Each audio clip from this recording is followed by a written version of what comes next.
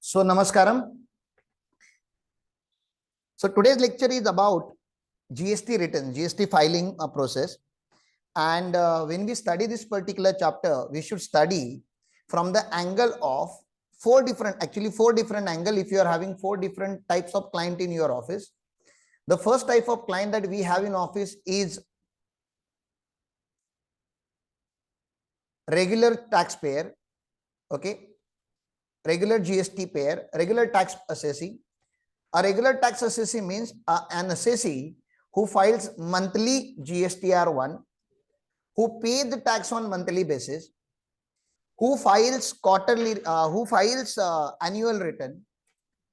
So all these particular proceedings that has to be done as per a normal provision of GST law that we are supposed to discuss when we talk about regular taxpayer. Then we are having somebody who is called as composition taxpayer. Composition. Somebody who has opted for composition scheme. For that person, law is different. Then we are having some person called QRMP, quarterly return monthly payment assessee. And lastly, these are the three most common assessees that you can have in your office. So 80% plus cases we will have under regular scheme. Some 5 to 10% cases may be under composition scheme. Another 5% cases may be under QRMP scheme. And you might have then special assessee. Now with special assessee, maybe you are having OIDAR. Okay, somebody who is operating through online platform. So for OIDAR, what is the law? For input tax distributor, what is the law? So those, like somebody who is NRTP, non-resident taxpayer, for that particular person, what is the law? Casual taxable person, what is the law? So that is for special. I am not really bothered about special assessors as of now. Let us understand first of all who is the regular assessee and what are the regular compliances to be followed for normal types of assessee under GST law. So I'll be using both the language, Hindi and English. And the student who are watching this particular lecture, from exam perspective, that is not going to add really really any worth for exam, because we are not going to talk about exam oriented law. We are just talking in a particular manner the way work happens in the office.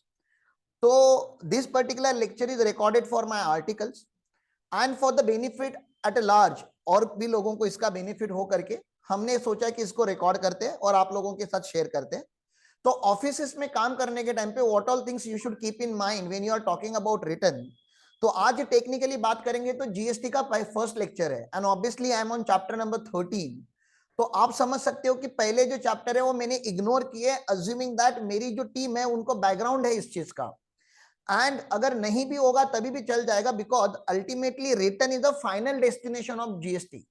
Return तक पहुंचने के लिए आपको बहुत सारा law पढ़ना पड़ता है, लेकिन पहले फाइनल डेस्टिनेशन तो देख लो कि कहां तक पहुंचना है. तो this is an ultimate goal in every office that we should file return on regular basis without having any compliance burden on the assessee, या नॉन कंप्लायंस का जो पेनाल्टीज होती है वो ना लगे और रिटर्न अच्छे से चले जाए. बस यही हमारा यहाँ पे मेन ऑब्जेक्टिव है.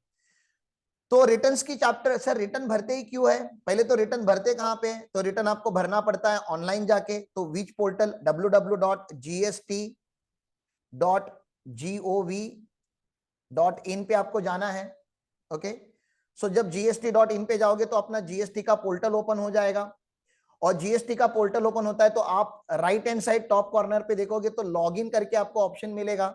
तो you can go here and you can do the log in.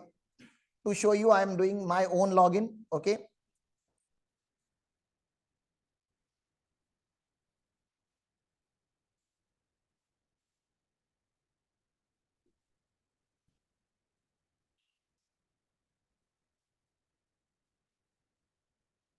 so let's see.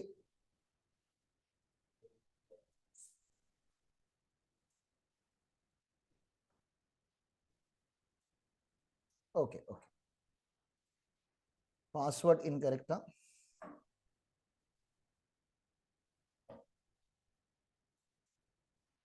So you can once you have logged in, आप इस पर्टिकुलर पोर्टल पे आओगे एंड आपको सामने ही डैशबोर्ड पे आपको दिखेगा return calendar, last 5 tax period का आप देख सकते हो। तो यहाँ पे आपको पूरा डेटा दिख रहा है, जैन, फेब, मार्च, अप्रैल, मई। ओके, तो इसका R1 भी जा चुका है और 3B भी जा चुका है। तो फाइल करके पूरा स्टेटस आपको दिख रहा है। If you wanted to verify कि अंदर आपने इंफॉर्मेशन क्या डाला है, तो you can click on the return and you can check the return कि एग्जैक्टली पूरा डेटा आपका क्या है, तो आप वो देख सकते हो। Now here you can see 3 main dashboards. Okay, direct shortcut आपको दिया गया है, return dashboard, challan dashboard and notices, और कुछ अगर आपको कुछ ऑर्डर्स अगर आई होगी तो कंटिन्यू टू द डैशबोर्ड यहाँ पे आप जा सकते हो, या तो आप सर्विसेज के थ्रू भी आप यहाँ से जा सकते हो। आप देख सकते हो when you click on services क्या क्या ऑप्शंस ओपन होते हैं। तो return, registration, ledgers, returns, payment, user services. तो अगर आपको रिटर्न डैशबोर्ड पे जाना है तो आप रिटर्न डैशबोर्ड पे यहाँ से यूजर सर्विसेज अपने सर्विसेज के through you can jump. Financial year आपको यहाँ पे चेंज करना होता है, क्वार्टर, और आपको कौन से पीरियड का अगर आपको रिटर्न चाहिए आप यहाँ पे सर्च करके यू कैन इजीली सी कि रिटर्न फाइल किया था या नहीं किया था। तो GSTR 1 and GSTR 3B is a normal GSTR that is applicable to a person. तो 1 में क्या होता है आपको पता है, यू शुड नो।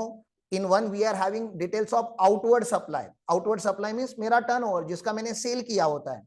2 में क्या होता है, GSTR 2 एंड 2B में क्या होता है, तो details of inward supply. And 3B में क्या होता है, तो net payment. Now let me tell you something that was original intent of the law. जब GST लॉ बनाया गया था, okay, when they were creating a GST law, they had in mind कि हमारे 3 ही रिटर्न होंगे। ओके, मैं आपको original law बता रहा हूं। तो GSTR 1 होगा and then there will be GSTR 2 and then there will be GSTR 3। this was the original intent of the law, and sooner or later government will bring this particular law which was originally intended, but due to some technical glitches and transition period of GST वो original law आया नहीं था। तो what is the original intent of the law? जो GSTR 1 है that is the detail of outward supply, detail of outward supply, that means अगर आपने अपना सेल जो है वो यहाँ पे डालना होता है, डिटेल्स ऑफ आउटवर्ड सप्लाई।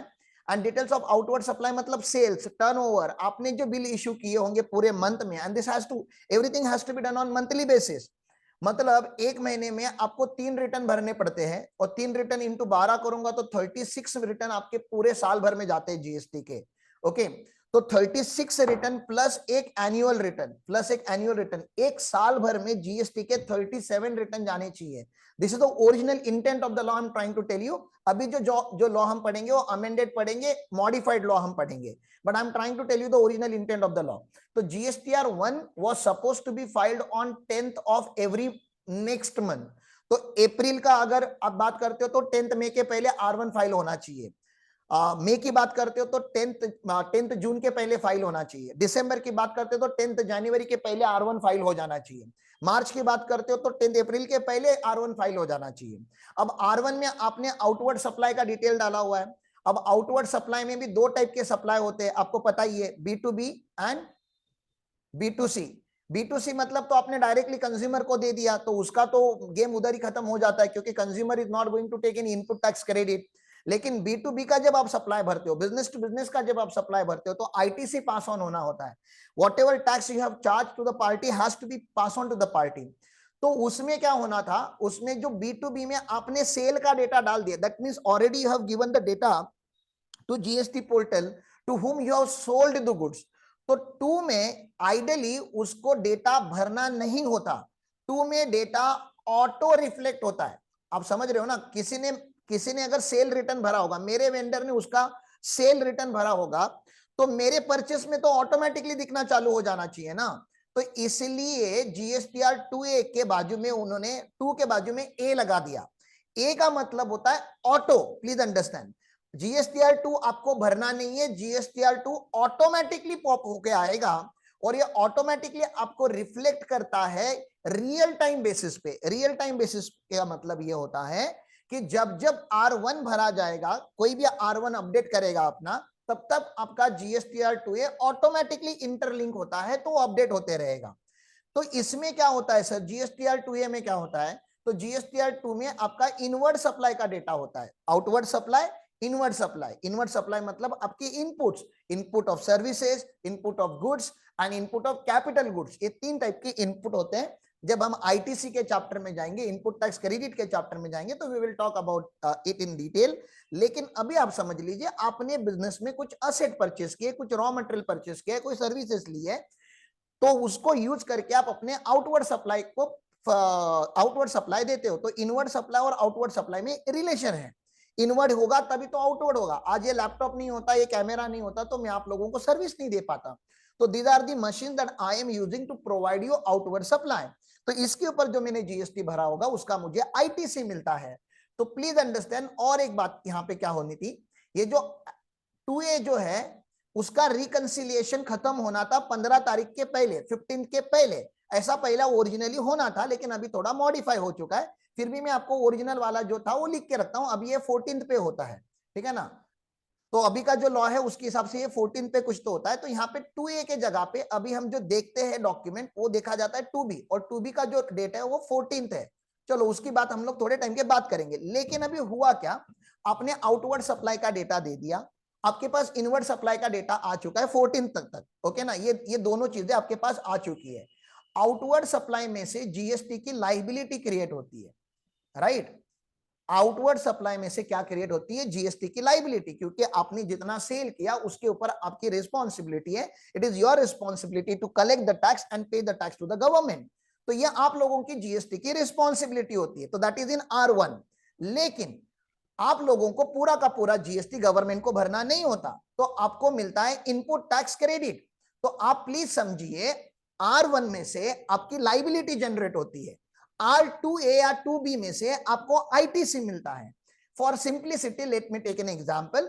इस महीने में मैंने 1,20,000 का जीएसटी कलेक्ट किया पार्टी से, मेरे आउटवर्ड पे मैंने उतने का सेल किया कि मेरा यहाँ पे 1,20,000 का लाइबिलिटी बनता है। To provide the services I have taken input services and capital goods, जिसके ऊपर का एलिजिबल आईटीसी आ रहा है 80,000 रुपीज का। तो you tell me how much should I pay to the government, how much should I pay to the government, बोलो कितना पे करना है।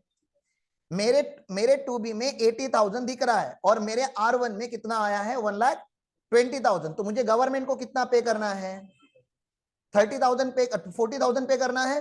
अब 40,000 मुझे जब गवर्नमेंट को पे करना है, तो पे करने का जो रिटर्न होता है दैट इज 3, लेकिन उसको भी उन्होंने अभी मॉडिफाई करके क्या बोल दिया, 3B। तो 3 एंड 3B में इतना ही फर्क है। जो ओरिजिनली 3 लाना था it was very detailed return.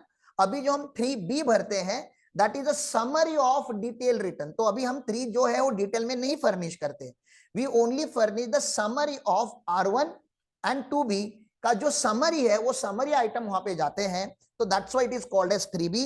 3B जो है इसमें आपको टैक्स पेमेंट भी करना होता है। ओहो, यहाँ पे अगर नेट टैक्स अगर भरना होता है तो यू हैव टू पे टैक्स अल्सो। और इसकी जो ड्यू डेट है, ओरिजिनल ड्यू डेट है इसकी जो नॉर्मल लोगों के लिए, वो है 20th of the following month. तो आज के तारीख में कैसे होता है, आज के तारीख में गवर्नमेंट ने डेट्स थोड़े मॉडिफाई कर लिए। Now I am writing modified dates, ठीक है ना। मैं जो मॉडिफाइड डेट्स है वो लिख रहा हूं। गवर्नमेंट ने R1 का डेट आगे करके 11th कर दिया है। ओके, तो 10th के जगह पे एक दिन एक्स्ट्रा उन्होंने दे दिया, 11th ऑफ फॉलोइंग मंथ पे हमें R1 भरना पड़ता है।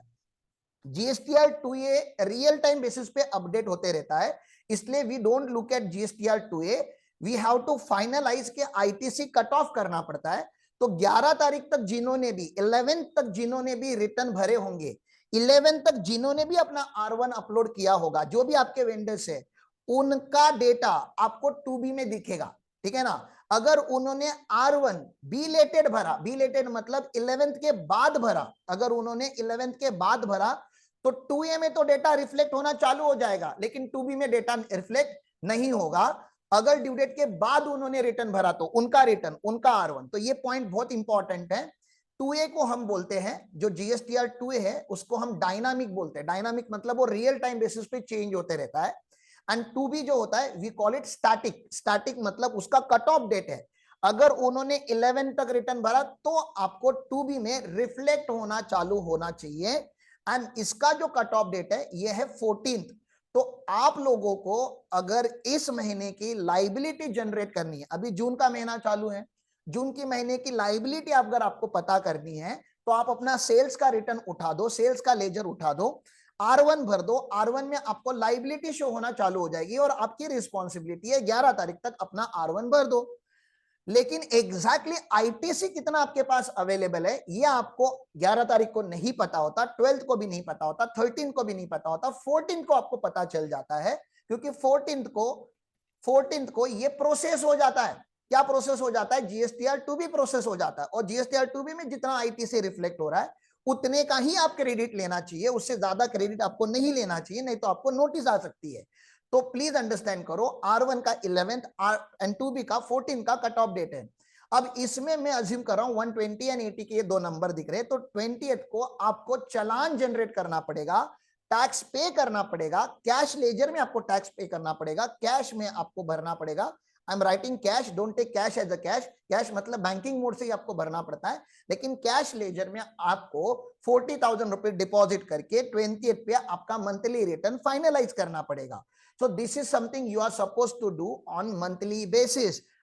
R1, R2B and R3B, ये जो 3 compliances होते हैं वो आप लोगों को करने होते हैं। इसमें 2B you cannot file, you cannot modify, आप मॉडिफाई भी नहीं कर सकते, फाइल आप कुछ नहीं कर सकते, you just have the weaving right, read only right उसमें रहते हैं। इसलिए 2B का आपको चार्ज नहीं करना चाहिए, आपके क्लाइंट से आपको 2 ही रिटर्न का पैसा लेना चाहिए, दैट इज R1 भरने का पैसा एंड 3B भरने का पैसा। या तो अभी हम लमसम बेसिस पे हम क्लाइंट से लेते हैं कि सर जीएसटी के कंप्लायंस के मंथली हमारे इतने चार्जेस होते हैं, उसमें R1 भी भर के देंगे, 3B भी भर के देंगे आपको। ओके, अब 3 लेजर्स की बात आपको याद रखनी पड़ेगी। जीएसटी पोर्टल पे आप जब लॉगिन करते हो तो जीएसटी पोर्टल पे आपको 3 लेजर दिखते हैं। जब आप R1 भरते हो तो आपका ई लाइबिलिटी लेजर अपडेट होता है, ठीक है ना। ई क्यों बोला गया? क्योंकि ये सब कुछ ऑनलाइन है, सब कुछ इलेक्ट्रॉनिक है, तो इलेक्ट्रॉनिक लाइबिलिटी लेजर अपडेट होते रहेगा आपका। Okay, there is something called electronic liability ledger. Now जब आपका 3B अपडेट हो जाएगा, जब आप क्रेडिट अवेल करना चालू करोगे तो ई क्रेडिट लेजर अपडेट हो जाएगा, ई क्रेडिट लेजर अपडेट हो जाएगा। और जब जब आप पैसे अपने बैंक अकाउंट से जीएसटी पोर्टल पे ट्रांसफर करते हो, आई अज्यूम कि आप लोगों ने पेटीएम तो लाइफ में यूज किया ही होगा, अगर जीएसटी पोर्टल यूज नहीं किया होगा तो। पेटीएम में जब आप पैसे ट्रांसफर करते हो तो कैसे ट्रांसफर करते हो? पेटीएम में आप अपना मोबाइल नंबर लिंक करके रखते हो, यूपीआई आईडी क्रिएट करते हो और अपने बैंक अकाउंट में से 2,000 रुपया पेटीएम में ट्रांसफर कर दिए। तो क्या पेटीएम में पैसे ट्रांसफर कर दिए इसका मतलब है पैसे चले गए, खर्चे हो गए? Is it, does that mean? नहीं सर, मेरे बैंक आईसीआईसीआई बैंक अकाउंट में पहले पैसा था, उसमें से मैंने 2,000 रुपया पेटीएम में ट्रांसफर किया, तो अभी पेटीएम में बैलेंस पड़ा होगा। सर पेटीएम में क्यों ट्रांसफर करके रखते हो? क्योंकि अभी चाय पीने गया, 50 रुपए का बिल हुआ, फटक से मैंने मार दिया, तो मेरे पहले बैंक अकाउंट में एंट्री आती थी 50 रुपया, अब मेरे पेटीएम के लेजर में एंट्री आएगी। तो it is easy to have money in Paytm and payment के लिए इजी हो जाता है। तो प्लीज अंडरस्टैंड करो, मेरे बैंक अकाउंट में से मैं 1,00,000 रुपया भी ट्रांसफर करके जीएसटी के पोर्टल पे रख सकता हूं, 2,00,000 रुपया भी रख सकता हूं, 5,00,000 रुपया भी रख सकता हूं, मेरी मर्जी की। मेरे जीएसटी के क्रेडिट लेजर में वो जो पेमेंट पोर्टल है उसमें कितना पैसा डाल के रखना है, ज्यादा क्यों डाल के रखोगे, कुछ बेनिफिट तो है नहीं। तो हम क्या करते हैं, एग्जैक्ट जितना पैसा हमें इस महीने चाहिए उतना ही ट्रांसफर करते हैं। लेकिन मैं आपको बताना चाहता हूं, you can transfer more money also. तो आपने अगर पैसे ट्रांसफर किए तो आपके पोर्टल पे ई कैश लेजर में वो पैसा पड़ा होता है, ठीक है ना। तो बहुत सारे स्टूडेंट को ऐसा लगता है कि हमने कैश लेजर में पैसा डाल दिया मतलब जीएसटी भर दी, क्या ऐसा है? कैश लेजर में पैसा डाल दिया इसका मतलब ये होता है कि जीएसटी भर दी? नहीं, कैश लेजर में पैसा है इसका मतलब है कि कैश लेजर में पैसा है। जीएसटी भरना होगा तो कहां पे जाके भरना होता है आपको? जीएसटीआर रिटर्न 3B में। और जीएसटी भरने के 2 तरीके हैं। जीएसटी कैसे भरा जाता है? पहले तो कितना भरना है कहां से पता चलेगा? ई लाइबिलिटी लेजर से पता चलेगा कि मेरे को इतना जीएसटी भरना है। अब मुझे बताओ, अगर मेरे क्रेडिट लेजर में ही 2,00,000 रुपया होता तो क्या मैं कैश डिपॉजिट करता? बोलो, नहीं करता। लेकिन मान लो मेरे पास कैश भी है, 40,000 का डिपॉजिट किया था, कभी मैंने करके रखा था, तो मेरे पास अभी 2,00,000 रुपीज क्रेडिट लेजर में है और 40,000 रुपया 40,000 रुपीज मेरे कैश लेजर में है, और मुझे भरना 1,20,000 ही है। I have to pay only 1,20,000। What should I use, credit ledger और cash ledger? Obviously credit ledger. तो first priority you have to always give to the credit ledger and then only you can use the cash ledger. Sir cash में पैसा पड़ा है, what can I do? You can get transfer also in your bank account. जैसे Paytm से पैसा reverse होता है ना, वैसे कैश लेजर में से भी आप पैसे रिवर्स ले सकते हो, that is not GST refund, वो आपके ही पेमेंट पोर्टल में था, उसमें से आप पैसा विड्रॉ करते हो। बट या डेफिनेटली हाँ, इसका कुछ ना कुछ रीजन होगा, तभी तो आपने इतना पैसा डिपॉजिट करके रखा होगा। तो you people don't block the client का पैसा अननेसेसरीली अगर क्रेडिट अवेलेबल है तो। And that's the reason you need to have detail analysis of 1 and 2B and 3 every month, 3B का। तो चलो एक छोटा सा समरी कर लेते हैं, मैंने कुछ ज्यादा ही बातें बता दी आप लोगों को। फटाफट मुझे बताओ R1 का, R1 का डेट क्या होता है? पहले तो R1 में डिटेल किसका जाता है? GSTR1। इसमें डेटा किस चीज का जाता है? Outward supply. Outward supply minimum, ऐसे तो बहुत सारे टाइप के होते हैं, लेकिन मिनिमम कौन से टाइप के होते हैं? B2B and B2C। वैसे तो इसमें export supply, nil rated supply, exempted supply, बहुत सारी डिटेल डालनी होती है। लेकिन हम बात करें कि हमारा जो एसएससी खाली टैक्सेबल सप्लाई करता है, तो दो टाइप के क्लाइंट को सेल करता होगा, B2B एंड B2C। B2C का जो जाता है समरी पे जाता है, वी डोंट पुट B2C का बिल वाइज एंट्री, वो समरी में जाता है। 2 लाख, 5 लाख, 8 लाख जो टोटल सेल होता है, that you have to show. But B2B का अगर आपको डिटेल डालना है तो वो बिल वाइज समरी जाता है, इनवॉइस वाइज समरी जाता है। इसलिए आप लोग जो मिस्टेक करते हो, इनवॉइस नंबर टैली में इंटर करने के टाइम पे जो गलतियां होती है, वो गलतियां आपको यहाँ पे सुधारनी होती है। आपको विजय भाई से और विश्वनाथ ओलम से आप लोगों को सीखना होगा विच format is accepted on GST portal. Format जो होता है इनवॉइस नंबर का, तो हमारा इनवॉइस नंबर कैसे होता है? शायद RPAA होता है, डैश होता है कि स्लैश होता है? स्लैश होता है, ठीक है ना। मंथ डालते हैं हम लोग, मंथ, ईयर डालते हैं 22, 23। अगर अभी जो चालू है उसका ईयर क्या होगा? कैसे लगती हो वो? 2024 स्लैश 001। ऐसे this is the pattern that we follow. Okay, this is our pattern. अब एक बात आपको याद रखनी है कि इनवॉइसिंग के चैप्टर में वो कवर होगा, ये 16 डिजिट से ज्यादा नहीं होना चाहिए। And when you count 16 digit, alphabetical भी काउंट करने पड़ते हैं, स्पेशल कैरेक्टर भी काउंट करने पड़ते हैं, स्पेस दिया होगा तो स्पेस भी काउंट होगा, ठीक है ना। तो ये आप लोगों को ध्यान रखना पड़ेगा। ओके, तो एक तो यहां पे आपको इनवॉइस वाइज आपने रिपोर्टिंग की, इसका डेटा आप लोगों को क्या ड्यू डेट के पहले अपडेट करना पड़ता है पोर्टल पे? 11th of following month, 11th of following month, मतलब नेक्स्ट मंथ का 11 को आपको ये डेटा इसमें डालना पड़ता है। ओके, नाउ मुझे बताओ 11th में डेटा डालोगे तो पोर्टल पे कहां पे दिखेगा? ये जीएसटी पोर्टल है आपका, कहां ओपन किया था मैंने जीएसटी पोर्टल? लॉग्ड आउट हो गया।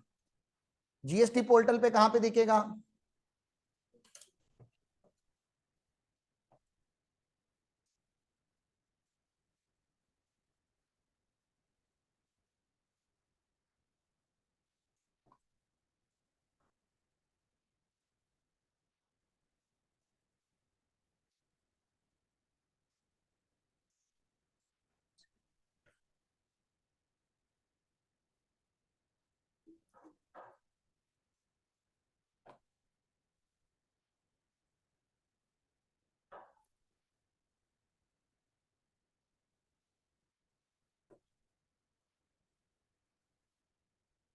जीएसटी पोर्टल पे जब मैं जाऊंगा रिटर्न डैशबोर्ड में,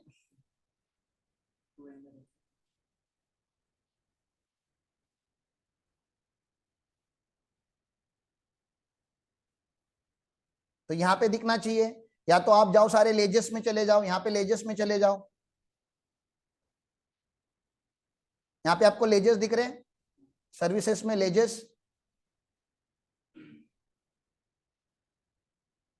कितने लेजर दिख रहे हैं आपको? देखो यहाँ पे ई कैश लेजर, जब कैश डिपॉजिट करते तो कैश लेजर अपडेट होगा। आईटीसी जब अपडेट होगा तो क्या अपडेट होगा?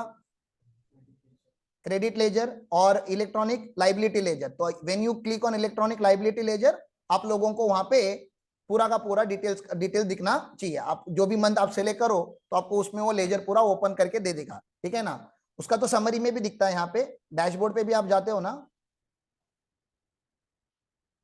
यहाँ पे दिख रहा है आपको डैशबोर्ड पे क्या क्या दिख रहा है? इलेक्ट्रॉनिक लाइबिलिटी अब my liability 000 Y, June month का आपने जो रिटर्न भरा था उसका लाइबिलिटी पे ऑफ हो चुका है। तो जब आप मतलब जून मंथ में जो अपने मई का जो रिटर्न भरा होगा, अभी जून मंथ का भरोगे कहां पे? जुलाई में। तो जुलाई में जब आप मेरा R1 भर दोगे 8 तारीख को 8 या 9 को आप जब भरोगे तो डेटा यहाँ पे रिफ्लेक्ट होना चालू होगा। How much IGST I am suppose to pay, CGST and HGST, कोई शेष होगा तो। सो देन 14 को क्या होगा आपका, टू बी जनरेट हो जाएगा, ठीक है ना। तो you will get the data in electronic credit ledger also and then electronic cash ledger. आप जब रिटर्न भरते हो तो यहाँ पे ये अमाउंट होता है। मेरे पास कोई भी अभी क्या नहीं है, कोई भी अमाउंट ना तो कैश लेजर में है, ना ही कोई अमाउंट क्रेडिट लेजर में है, ना ही कोई अमाउंट लाइबिलिटी लेजर में, क्योंकि अपना लास्ट पूरा रिटर्न फाइल हो चुका है। ओके एंड टोटल अगर ईयर वाइज समरी देखनी है आपको कि आपने अभी तक टर्नओवर कितना मारा है, क्या किया है, तो यहाँ पे आपको वो सब रिफ्लेक्ट होना चालू हो जाता है। ओके तो दिस इज वन थिंग, वो देखेंगे। वो पोर्टल की बातें तो विजय भाई आपको ज्यादा डिटेल में बताएंगे, कहाँ पे क्या क्या आपको चेक करना होता है। I am just giving you brief idea. अब मुझे आप लोगों से एक बात पूछनी क्या है कि अगर आप लोगों ने किसी भी क्लाइंट का, ठीक है ना, अगर आपने किसी भी क्लाइंट का यहाँ पे, अगर आपने किसी भी, पहले तो यहाँ पे क्या अपना डेटा 11 को जाना है एवरी मंथ, ठीक है ना। और कौन सा लेजर अपडेट होता है यहाँ पे, इलेक्ट्रॉनिक लाइबिलिटी लेजर। टैली में आप लोगों के अकाउंटिंग में ये कौन से साइड पे दिखना चाहिए, यहाँ पे जो भी CGST IGST होगा ये बैलेंस शीट के कौन से साइड पे रिफ्लेक्ट होना चाहिए। जो इलेक्ट्रॉनिक लाइबिलिटी लेजर में GST पोर्टल पे दिख रहा है, आपके बैलेंस शीट में कहां पे दिखना चाहिए, असेट साइड में दिखना चाहिए कि लाइबिलिटी साइड में दिखना चाहिए। ये आपका असेट है कि लाइबिलिटी है, ये लाइबिलिटी है ना, तो कहां दिखना चाहिए, लाइबिलिटी में दिखना चाहिए। कौन सी लाइबिलिटी, लेकिन ड्यूटीज करंट लाइबिलिटी में, ड्यूटीज एंड टैक्सेस में रिफ्लेक्ट होना चाहिए। तो बहुत बार अपना क्या होता है, अपने ऑफिस में टैली में का एंट्री और पोर्टल पे का एंट्री मैच नहीं होता। तो this is what you are suppose to take care कि आपके पोर्टल पे जो दिख रहा है, जो अपने पोर्टल पे रिपोर्टिंग किया हुआ है, वही आपके टैली में भी रिपोर्टिंग होना चाहिए। हम बैठते हैं एनुअल बेसिस पे, फिर ऑडिट चालू करते तो लेके बैठ जाते हैं, यार वो पोर्टल का डेटा और इसका डेटा मैच नहीं हो रहा है। अगर आपने मंथली बेसिस पे एंड क्वार्टरली बेसिस पे उसको रिकंसिलेशन कर लिया तो फिर ये थोड़ा जिंदगी थोड़ी अपनी आसान हो जाएगी। चलो मुझे अभी आप लोगों को सवाल पूछना है, प्रैक्टिकल सवाल पूछना है, ठीक है ना। व्हाट आर द कॉन्सिक्वेंसेस, क्या सवाल है मेरा, what are the consequences of non filing of R1 on time, non filing of R1 on time. अगर आपने R1 टाइम पे नहीं भरा तो क्या होगा, पेनाल्टी तो नहीं लगता, पेनाल्टी लगेगा कि नहीं लगेगा वो डिपार्टमेंट बाद में डिसाइड करता है, बट पेनाल्टी नहीं लगता। हाँ, सबसे पहला आपको पता होना चाहिए सामने वाली पार्टी को क्रेडिट नहीं मिलेगा। जो आपका ITC है वो सामने रिफ्लेक्ट नहीं होगा। ITC रिफ्लेक्ट नहीं होगा मतलब क्लाइंट आपको फोन कर करके मां बहन की गालियां देगा। क्यों, क्योंकि किसी का आपने वर्किंग कैपिटल ब्लॉक करा दिया, उसने आपको पे किया है, आपकी गलती की वजह से उसके 3B में, उसके 2B में रिफ्लेक्ट नहीं हो रहा है, और क्योंकि उसके 2B में रिफ्लेक्ट नहीं हो रहा है, वो आज इस महीने में क्रेडिट नहीं ले पाएगा। So that's a very dangerous situation that you people can put us into. अगर आपने गलत डेटा भी फाइल किया तभी भी ये कॉन्सिक्वेंस है, और अगर आप लोगों ने रिटर्न फाइल नहीं किया तभी भी एक, तो this is one of the biggest consequence that you can have. इसके अलावा क्या होता है, इसके अलावा आपको लेट फी लगती है। अच्छा, late fee and penalty are two different thing. Late fee penalty नहीं है। लेट अगर आप बार बार कर रहे हो, जानबूझ के लेट कर रहे हो, तो गवर्नमेंट आपके ऊपर पेनाल्टी अलग से लगा सकता है, आपको जेल में अलग से डाल सकता है। तो that is penalty and prosecution, वो कोर्ट के थ्रू होता है, डिपार्टमेंट खुद से नहीं करता। डिपार्टमेंट खुद से क्या लेता है, आपने लेट भरा ना तो आपको क्या करना चाहिए, लेट फी भरना चाहिए। अब लेट फी जो लॉ में अपने बुक में लिखा होता है वो अलग है, और जो एक्चुअली इंडस्ट्री में एप्लीकेबल किया है, गवर्नमेंट ने पहले क्या रखा था, 100 रुपीज पर डे CGST और 100 रुपीज पर डे HGST, मतलब 200 रुपीज का पर डे क्या था, लेट फी था, विच वॉज वेरी हेवी। आप समझ रहे हो ना, 200 मतलब अगर 10 दिन का डिले हो गया तो 2000 रुपया तो उसको लेट फी भरना है, विच वॉज वेरी हार्श। और किसी का 100 डे डिले हुआ तो 5000 के ऊपर उनका रेस्ट्रिक्शन था। मतलब क्या 5-5 हजार 10,000 रुपया खाली क्या लेने वाले थे आप उनसे, मैक्सिमम लेट फी लेने वाले थे। पेनाल्टी मत बोलो, ये पेनाल्टी नहीं है, ये क्या है, खाली लेट फाइलिंग फी है। पेनाल्टी अलग से होगा, अगर उनको पेनाल्टी लगाना है तो अलग से आपके ऊपर केस रजिस्टर करनी पड़ेगी उनको। बट लेट फाइलिंग फी इतना हेवी था, गवर्नमेंट ने इसको रैशनलाइज किया। अभी लेट फी कितना है, तो एक तो लेट फी का कॉम्बिनेशन चलता है 25 प्लस 25। ये कौन सा रिटर्न, जिसमें डेटा जाएगा, डेटा वाला रिटर्न। नील रिटर्न का कॉम्बिनेशन क्या है, 10 प्लस 10। ओके, तो ये देखो आप लोगों को मैं यहाँ पे से गूगल पे से ही दिखा रहा हूं वो चीज, लेट फाइलिंग फी का कहाँ गया, हाँ, तो लेट फाइलिंग फी आप लोगों को जीएसटीआर 3B एंड 1 इन दोनों का लेट फाइलिंग फी है। सर 2B का लेट फाइलिंग फी क्यों नहीं है? 2B आप फाइल भी करते हो क्या? नहीं, 2B क्या होता है, ऑटोमेटिकली जनरेट होता है ना, तो 2B का there is no filing fee because 2B you can not file, it has to be generated by the portal. So what is the late fee now for every day? ये क्या है? For every day 25 rupees and 25 rupees, in total 50। Sir IGST का कोई fee होता है क्या? No, only CGST and HGST का ही होता है। आप लोग आईजीएसटी भी भरते हो लेकिन आईजीएसटी का कोई फी नहीं होता, तो fee can be either of CGST और एचजीएसटी। तो 25 रुपीज स्टेट गवर्नमेंट का, 25 रुपीज सेंट्रल गवर्नमेंट का, 50 रुपीज एवरी डे आप लोगों को रखना होता है। मैक्सिमम कितना है? 5,000 रुपीज ईच गवर्नमेंट, मतलब 10,000 रुपीज हो गया यहाँ पे, उसको भी उन्होंने रैशनलाइज किया हुआ है। सर नील रिटर्न, सर नील रिटर्न भी मैंडेटरी रिटर्न है, जीएसटी में नील रिटर्न भी मैंडेटरी है। और नील रिटर्न का मतलब होता है कि डेटा बिल्कुल भी नहीं है, उस रिटर्न को हम क्या बोलते हैं? नील रिटर्न, जीरो डेटा, आपको डेटा ही नहीं है उसके अंदर कुछ। सर ऐसा रिटर्न भी भरना मैंडेटरी है, and that for that the late filing fees rationalize further to 10 rupee, तो टोटल अपने को 20 रुपीज का भरना पड़ता है। अब इन्होंने यहाँ पे फी कैलकुलेटर दिया है, एनुअल रिटर्न का भी वैसा ही कुछ है। तो बहुत सारे आपको यहाँ पे फीस का डेटा आपको पढ़ना पड़ेगा अलग से कि मैक्सिमम फी वगैरह क्या होता है। तो जो लेटेस्ट सर्कुलर आप प्लीज उसको याद रखो, 25 रुपीज, तो आपको क्लाइंट को जो बताने के लिए काम आता है वो मैंने बता दिया। Okay, next.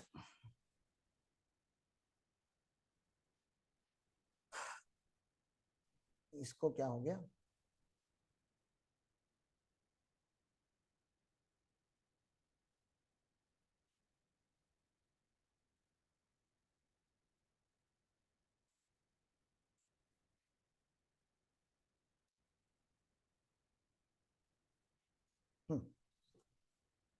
तो इतना अगर आपने बेसिक नॉलेज ले लिया तो हम लोग अभी आगे की बातें करते हैं। सर रिटर्न्स क्यों फाइल किया जाता है? What is the purpose of filing the return? Okay, why do we file the return? तो what are the purposes of filing the return? This is the only mode of transferring information from the assessee to department. This is the only mode. There is no other choice. आप government को letter लिख के email करके information नहीं दे सकते. The only way through you can transfer the information that you know to the income tax portal is only by filing the return. Compliance verification program, government को अगर देखना है कि आप कंप्लायंस करते हो कि नहीं करते हो तो they can only verify through return. Finalization of tax liability, your tax liability get finalize only through the return, क्योंकि R1 में लाइबिलिटी जनरेट होती है, 2B में आईटीसी एंड 3B में आप फाइनली। अच्छा, मेन रिटर्न जो है जीएसटी का, मेन रिटर्न कौन सा है? मेन रिटर्न जिसको रिटर्न बोलना चाहिए था, मेन रिटर्न 3 में का 1, 2B या 3, मतलब 3B। मेन रिटर्न कौन सा है? नहीं, R1 पार्शियल इंफॉर्मेशन देता है, मतलब परचेस की इंफॉर्मेशन, सॉरी सेल की इंफॉर्मेशन देता है, 2B खाली परचेस की। तो ये दोनों के दोनों इनकम्प्लीट रिटर्न है। कंप्लीट रिटर्न मतलब कौन सा रिटर्न? 3B। तो जो रिटर्न बोला जाता है, एक्चुअली जो रिटर्न है वो कौन सा है? 3B है। और एक्चुअल में टैक्स भी कब पे किया जाता है? टैक्स पे किया, इसका भी इंफॉर्मेशन आप कहां पे देते हो? 3B में। तो जीएसटी का मेन रिटर्न जो है वो 3B का रिटर्न है। ओके, हाँ, लेकिन मिस्टेक तो ना 1 में होनी चाहिए ना 3B में होनी चाहिए। Providing necessary input for policy taking, policy decision making, government को पॉलिसी बनानी होती है कि कौन से सेक्टर को बेनिफिट दे, कौन से सेक्टर को इंकरेज करे। तो गवर्नमेंट के पास बहुत सारा इकोनॉमिकल डेटा आना चाहिए, जीडीपी का डेटा आना चाहिए, कौन सा सेक्टर ग्रो हो रहा है, कौन सा सेक्टर नहीं ग्रो हो रहा है। तो उसका भी समरी जो क्रिएट करता है government, that is through the return. Management and anti evasion program, anti tax evasion program, audit and anti evasion program run करता है गवर्नमेंट। वो डेटा भी, वो डिसीजन भी कहां से लेता है गवर्नमेंट? Through returns. क्योंकि जो फेक कंपनीज होती है, शेल कंपनीज होती है, वो R1 भरती है लेकिन 3B नहीं भरती। R1 भरने का मतलब क्या होता है? R1 भरा मतलब क्या किया उन्होंने? सेल्स का डेटा डाल दिया, मतलब किसी एक एंटिटी को परचेस का आईटीसी मिलेगा लेकिन उन्होंने 3B नहीं भरा। इसका क्या मतलब है? इनवॉइस दिखा दिया लेकिन टैक्स नहीं भरा, ठीक है ना? तो टैक्स नहीं भरा तो आपने तो क्रेडिट, आपको 2B में क्रेडिट दिखा तो आपने तो क्रेडिट ले लिया, और बाद में पता चला वो जो कंपनी थी वो कंपनी एग्जिस्ट ही नहीं करती, वो कंपनी वहां पे है ही नहीं। तो ये झोल ऐसे होने लगे हमारे देश में। शेल कंपनीज बनाते हैं, अपनी बिल्डिंग में 50 फ्लैट है, ठीक है ना। वो लोग जब एड्रेस प्रूफ बनाते हैं तो फ्लैट नंबर 55 बनाते हैं, जीएसटी वाले यहाँ पे रेड करने आते हैं, फ्लैट नंबर 55 ढूंढते, 50 पे फ्लैट खत्म हो जाता है, बाकी पूरा एड्रेस जेन्युइन, खाली फ्लैट नंबर अलग होता है। तो इसके वजह से आप लोग जब आप प्रैक्टिकली काम करते हो तो आपको पता है कि गवर्नमेंट आपको रजिस्ट्रेशन बहुत आसानी से नहीं दे रहा है, इट इज चैलेंजिंग नाउ। क्यों? क्योंकि जीएसटी में फ्रॉड बहुत ज्यादा हो चुके हैं। सर जीएसटी में फ्रॉड होते हैं क्या? देख लो, मैं तो अपने घर से तो लाके नहीं बता रहा हूं, ठीक है ना। जीएसटी आपको खाली गूगल पे जाके क्या करना है, GST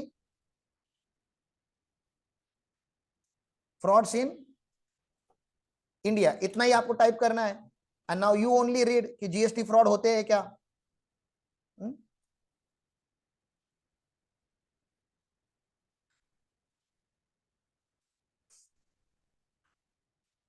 fake GST invoices fraud 357 held, 12 including 12 chartered accountants को अरेस्ट किया गया है, ठीक है ना। कितना बड़ा है? 1.6 लाख, ठीक है ना।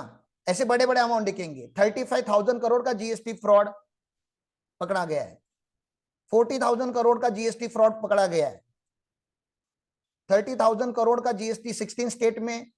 तो अलग अलग आपको इंटेलिजेंस से यहाँ पे इंफॉर्मेशन से आपको क्या पता चल रहा है, देश में जीएसटी के फ्रॉड हो रहे हैं। और जीएसटी का फ्रॉड मतलब कौन सा fraud? Simply fake invoices issue करने का या फेक एंटिटी इश्यू करने का, फेक एंटिटी बनाने का। And that's the reason government is taking care कि भैया कि फ्रॉड तो होते रहते, आपका फ्रॉड ना हो, इसलिए आप लोग जब रजिस्ट्रेशन वगैरह करते हो तो आप लोगों के पास भी जब काम आता है, it is your responsibility to understand कि आप लोग जिस क्लाइंट का काम कर रहे हो वो क्लाइंट एक्चुअली एग्जिस्ट करता है। गवर्नमेंट का रिलायंस चार्टर्ड अकाउंटेंट्स के ऊपर है कि हमने अगर क्लाइंट का डेटा भरा है तो हम उसको जानते हैं, उसका ऑफिस कहां पे वो पता है, उसने जो सेल्स किया है वो जेन्युइन किया हुआ है, दैट इज आवर रिस्पॉन्सिबिलिटी। क्योंकि जब जीएसटी का रिटर्न फाइल होता है तो हमारे आईपी एड्रेस से फाइल होता है, तो कल जब जीएसटी रेड करेगा, अगर वो ऑफिस उसको नहीं मिला जिस ऑफिस पे उसको रेड करना है, तो सेकेंड रेड या फर्स्ट रेड आजकल कहां पे आता है? सीए के ऑफिस पे आता है। और सीए के ऑफिस का एड्रेस उनको कहां से मिलता है? आईपी एड्रेस से मिलता है कि आईपी एड्रेस इसका है।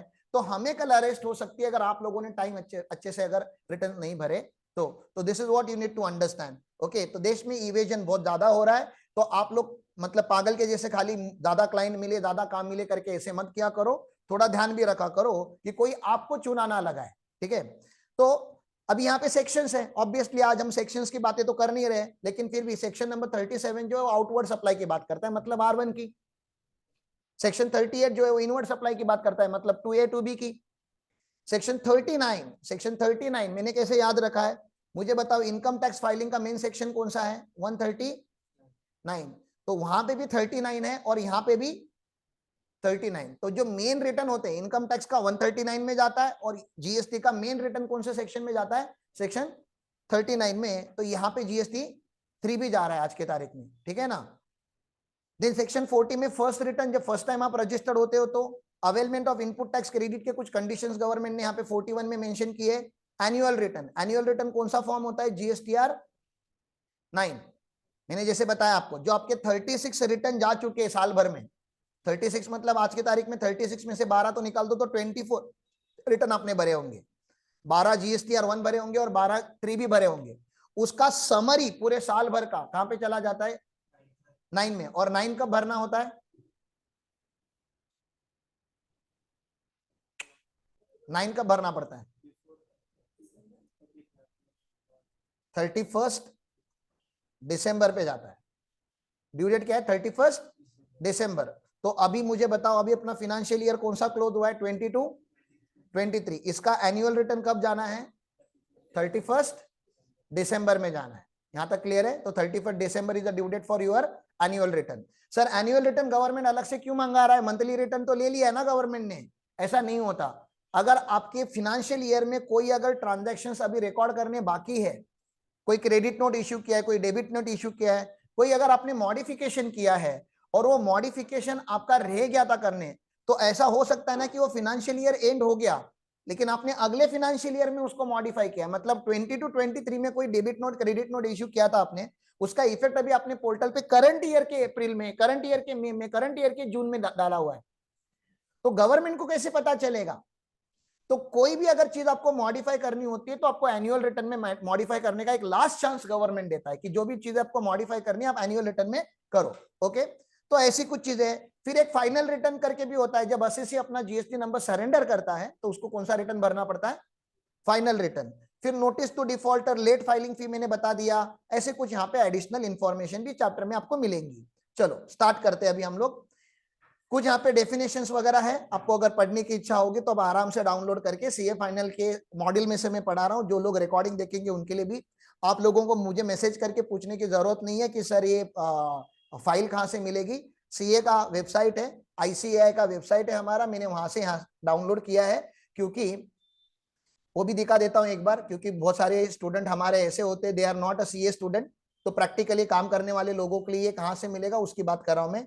You have to put www.iceai.org, this is the CA portal, CA website. Okay, here you have to go on in students.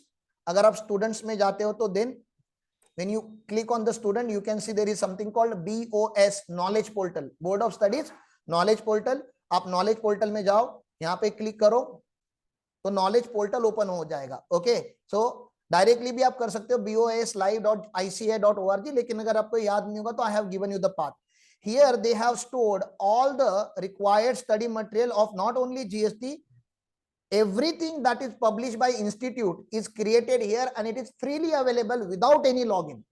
Okay, कोई भी लॉगिन की जरूरत नहीं है। कुछ बाकी जो इंस्टीट्यूट्स है they ask for the login before downloading the material, but here the whole material is available free of cost. Any amendment that comes, any amendments, okay, you can see here any amendment that comes, तो यहाँ पे आप लोगों को जाके देखना है कि कोई चेंजेस अगर हुए तो अमेंडेड लॉ अगर आपको चेक करना है तो यहाँ पे मैंने इनडायरेक्ट टैक्स के अमेंडमेंट, यहाँ पे सप्लीमेंट्री स्टडी मटेरियल होता है, तो you can download amendment also. Okay, so this is the way you to check the amendments. And अगर आपको अमेंडमेंट में नहीं जाना है, ओके, अगर ओरिजिनल स्टडी मटेरियल आपको डाउनलोड करना है तो मैंने जहां से किया तो आप यहाँ पे जाके स्टडी मटेरियल भी डाउनलोड कर सकते हो। Study material I have taken final वाला part because final is all inclusive. Inter वगैरह आप डाउनलोड करोगे तो शायद कुछ सेक्शंस उसमें उन्होंने मेंशन नहीं किए होते। तो I went here paper 8 indirect tax law, तो उसका पूरा स्टडी मटेरियल यहाँ पे है। Indirect tax law supplementary, supplementary मतलब अमेंडेड लॉ, तो मैं यहाँ पे अमेंडेड लॉ के ऊपर मैंने यहाँ पे क्लिक किया and from here I downloaded this particular paper. Okay, तो I have given you the path कि आप कहां से ये डाउनलोड कर सकते हो। चलो let us come back to the original discussion. Returns, return में हम बात करने वाले हैं। पहला सबसे पहले हमने बातें जो की, कुछ नहीं है, अभी समरी बता रहा हूं जो हमने पहले से बातें की है। सर सेक्शन 37, सेक्शन 37 किसकी बात करता था, R1 की बात करता था, राइट, आउटवर्ड सप्लाई की बात करता था। आउटवर्ड सप्लाई मतलब आपका टर्नओवर, आपका टर्नओवर मतलब B2B B2C, राइट। अभी R1 किसको एप्लीकेबल नहीं है, सारे एसएससी का R1 नहीं जाता, तो जो स्पेशल एसएससी है उनको R1 एप्लीकेबल नहीं है। हुई स्पेशल, तो इनपुट सर्विस डिस्ट्रीब्यूटर करके कुछ होता है ISD, उसको R1 नहीं है क्योंकि उसके रिटर्न अलग जाते हैं। एनआरटीपी मतलब नॉन रेसिडेंट पर्सन को ये रिटर्न एप्लीकेबल नहीं है। कंपोजिशन वाले के लिए रिटर्न एप्लीकेबल नहीं, क्योंकि कंपोजिशन वाले के लिए क्या लगता है, R4 लगता है। आप समझ रहे हो क्या, तो जिनके लिए रिटर्न अलग से मेंशन किए गए लॉ ने, तो उसके लिए तो ये नहीं लगेगा, राइट। फिर TDS and TCS and e commerce operators को भी ये नहीं लगेगा, ओआईडीआर वालों को ये रिटर्न नहीं लगेगा। तो R1 यहाँ पे देखो, आपको अल्टीमेटली यहां से पढ़ना है, R1 ऑल रजिस्टर्ड पर्सन को लगता है, all registered person including casual taxable person. Okay, अब सर ये कैजुअल टैक्सेबल पर्सन कौन होता है, ये एनआरटीपी कौन होता है, ये आईएसडी कौन होता है, वो टाइम टाइम के साथ हम चलते रहेंगे। अभी हम बात करें, फोकस करें किसके ऊपर, कि एक रजिस्टर्ड पर्सन को क्या भरना होता है, तो R1 भरना होता है। हाँ, कुछ लोगों को ये R1 एप्लीकेबल नहीं होता। आपके केसेस में, आपके केसेस में आपको याद रखना है, खाली कौन सा याद रखना है आपको, कंपोजिशन, की भैया कंपोजिशन के लिए R1 एप्लीकेबल नहीं है, क्योंकि कंपोजिशन का हम क्या भरते हैं, GSTR4। बोलो जरा, कंपोजिशन का क्या भरते हैं, GSTR4, तो उसके लिए R1 एप्लीकेबल नहीं होता। GSTR4 कब भरते हैं, कब भरते हैं GSTR4, monthly, quarterly, annually, GSTR 4 अभी साल में एक ही बार भरा जाता है, अप्रैल के महीने में, 30 अप्रैल उसकी ड्यू डेट है। कंपोजिशन टैक्स पेयर बड़ा टैक्स पेयर होता है कि छोटा टैक्स पेयर होता है? कंपोजिशन टैक्स पेयर बड़ा टैक्स पेयर कि छोटा टैक्स पेयर? छोटा टैक्स पेयर। तो छोटा टैक्स पेयर तो छोटे कंप्लायंसेस। आपको मंथली कंप्लायंसेस का आप बर्डन दिख नहीं रहा है? ये इजी है क्या मंथली कंप्लायंसेस फॉलो करना? तो कोई बनिया का दुकान है, ग्रोसरी स्टोर है, छोटा सा रेस्टोरेंट है, for them this compliances are very heavy and that's the reason government have liberalize और व्हाट यू ने simplified the law for composition payer. तो उसको एनुअली जाता है, इसलिए उसको R1 नहीं लगता। मुझे खाली उसका लॉजिक बताना था कि R1 क्यों नहीं लगता, बाकी हम कंपोजिशन की बात कंपोजिशन में करेंगे, ठीक है सर। R1 मंथ क्वार्टरली भी जाता है, मंथली भी जाता है और क्वार्टरली भी जाता है। सर मंथली किसके लिए जाएगा? रेगुलर प्लेयर के लिए। क्वार्टरली किसके लिए जाएगा? जिसने वो घटिया सा स्कीम लिया होगा। घटिया सा स्कीम का नाम बताओ। QRMP। इस स्कीम को हम घटिया स्कीम बोलेंगे, ठीक है ना। Quarterly return and monthly payment. Payment आप मंथली बेसिस पे करो और रिटर्न आप खाली कैसे भरो? क्वार्टरली बेसिस पे। हमारा बैग का क्रेडिट इसलिए नहीं दिख रहा है, मैंने उनको फोन किया, अपन लोग ने क्लासेस के बैग लिए ना, तो विजय ने बोला कि लास्ट 2 महीने से इसने रिटर्न नहीं भरा है। तो मैंने उसको फोन करके बोला सर आपने लास्ट 2 महीने से रिटर्न नहीं भरा है, हमको क्रेडिट कैसे मिलेगा? तो उसने बोला भैया मेरा QRMP है। हाँ नहीं, अभी इस महीने में लिया होगा शायद QRMP ना, अभी पहला ही क्वार्टर चालू है ना, तो उसने QRMP लिया हुआ है। तो ये बहुत ही घटिया स्कीम है। इस स्कीम ने इतना कंफ्यूजन क्रिएट किया है मार्केट में, मजा ही नहीं आता, ठीक है। नहीं ना, रिटर्न वो B2B वाले रहेंगे तो ही डालने होते हैं। तो मुझे बताओ ना, तो QRMP लाके मेरा सर मैंने इसका नाम घटिया क्यों रखा? क्योंकि जब मंथली रिटर्न मुझे भरने ही है, IFF अगर मुझे भरना है, इनवॉइस फर्निशिंग फैसिलिटी में जाके मुझे रिटर्न दिखाने ही थे, तो रिटर्न ही ले लेते ना मेरे से, पेमेंट। अच्छा सच में ये बेनिफिट कब होता पता है? अगर इसका नाम होता QRMQ। इसका बेनिफिट कब होता आशीषी को? अगर इसका नाम क्या होता? QRMQ। इसका क्या मतलब है? सॉरी ना, QRQP। हाँ मैंने उल्टा बोला, QRQP। Quarterly return, quarterly payment अगर गवर्नमेंट कर देगा ना, तो बहुत सारे लोग QRQP में चले जाएंगे। लेकिन गवर्नमेंट क्या बोलता है? नहीं नहीं, पैसा तो मंथली दे दो आप, पैसा हमको मंथली बेसिस पे ही चाहिए, रिटर्न भर देना आराम से। अरे जब आपको पैसे देने हैं मंथली बेसिस पे, तो CA के ऑफिस में कैलकुलेशन तो पूरा करना ही पड़ता है उसको कि कितने पैसे देने हैं, ठीक है ना। तो आपने पैसे मंथली बेसिस पे ले लिए, B2B के इनवॉइसेस मंथली बेसिस पे ले लिए, तो ये स्कीम का क्या ही मतलब था? उससे अच्छा तो कंपोजिशन में चला जाए। आप बोलोगे नहीं सर वो छोटे एसेसिस के लिए अच्छा है, तो छोटा एसेसिस सारा चला जाए ना, कंपोजिशन में चला जाए। QRMP में जाके क्यों हमारा खून जला रहा है, ठीक है ना। वैसे ही CA स्टूडेंट्स को या CA ऑफिस में इतना वर्कलोड होता है और इसके डेट इतने घटिया है। बताओ इसके डेट क्यों घटिया है? इसका रिटर्न जो है R1 का मैंने अभी आपको क्या क्या याद दिलाया? R1 का ड्यू डेट क्या बोलो? 11 ना। मंथली की क्वार्टरली? मंथली। ये हरामखोर का कैसा जाएगा? क्वार्टरली बोलो तो क्वार्टरली जाएगा ना रे। नहीं नहीं वो छोड़ो, क्वार्टरली जाएगा ना। लेकिन क्वार्टरली रूल तो क्या है? क्वार्टरली। तो ड्यू डेट क्या होगी क्वार्टर खत्म होने के बाद? 11 बोला ना तुमने? नहीं है, 13 है। डेट अलग है, तुम समझ रहे हो क्या मार्केट में? तो 14 पे टू बी क्यों जनरेट होता है? 14 अरे 11 तारीख को अगर आपका R1 का डेटा जा चुका है, तो 12 तारीख को क्यों भी टू बी जनरेट होना चाहिए था ना। टू बी 14 को क्यों जनरेट हो रहा है? क्योंकि 13 तक पोर्टल अपडेट हो रहा है। 11 तक तो नॉर्मल का हो गया और 12 और 13 पे QRMP वाले डेटा डाल रहे हैं, इसलिए 14 को टू बी जनरेट होता है। आप समझ रहे हो क्या? सारी चीजें लिंक है। अच्छा पेमेंट तो करना था, पेमेंट कैसे करना था? मंथली। क्या तारीख को करना था? 20 को करना था। यहां तक अरे 3B में करोगे ना, मंथली पेमेंट करोगे ना, कितना? 20 को। ड्यू डेट क्या है? 20th है। QRMP का ड्यू डेट किसका? 22 है और किसी स्टेट का 24 है। मतलब तुम समझ रहे हो, एक तो ओरिजिनल लॉ तुमको याद रखने के वांदे गवर्नमेंट ने 4 चांद लगा दिए। तो ये सबसे घटिया स्कीम इन्वेंट किया है गवर्नमेंट ने। I personally don't like this particular scheme and you should also not like the scheme, but you should remember the scheme. कोई भी क्लाइंट आपको बोलता है QRMP में जाना है मेरे को, तो उसका कोई कंसेशन मत दो आप, मैं बता रहा हूं। मतलब अगर आप रेगुलर वाले से 1000 रुपया ले रहे हो, तो QRMP वाले से भी मंथली बेसिस पे कितना लो? 1000 ही लो, उसको बोलो सर आपको कोई फर्क नहीं पड़ रहा है, क्योंकि हमको उतना ही काम करना पड़ता है जितना हमको नॉर्मल लोगों के लिए करना पड़ता है। ऊपर से डर ये लगता है कि क्योंकि आपका क्वार्टरली रिटर्न है, ऐसा हो सकता है क्योंकि हम आपका मंथली रिटर्न नहीं भर रहे, आप हमें याद ही ना आओ। हो सकता है ना, आपके अगर 100 क्लाइंट है, उसमें के 5 क्लाइंट QRMP वाले हैं, तो आप उनका रिटर्न तो टाइम पे भरते नहीं हो, मतलब रोज तो आप हर महीने उस सामने आता नहीं है आंखों के सामने, आपने उसका अलग से एक्सेल शीट बना के रखा है QRMP वालों का, पता चला 1 महीने में वो एक्सेल शीट ओपन करना ही रह गया। रह गए उनके रिटर्न, हाँ 6 महीने बाद फिर पेनाल्टी के साथ, ठीक है ना। तो ये प्रॉब्लम होता है। चलो ड्यू डेट देख लो, यहाँ पे क्या है, ऑन और बिफोर 10th। तो बहुत सारे लोगों को लगता है कि 10 तारीख को ही भरना है, ऐसे नहीं, आप 8 तारीख को भी भर सकते हो, 6 तारीख को भी भर सकते हो, तो पहले से ही भरना चालू कर देने का, लास्ट डे का वेट नहीं करने का।